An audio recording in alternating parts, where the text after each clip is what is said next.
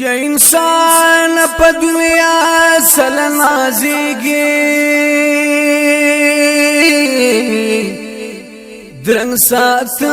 لبتش لاس روانيږي یا ډیر لال د ماشد بزرنا یہ پاک اللہ تد مردار شان خکاریگی یہ دوکن شید سور زورنگی نئی دی داری زی خوشالی دل تپاتی کیگی نو د عمل کرول د دل تخپ کار دا یہ اظہار دا بہل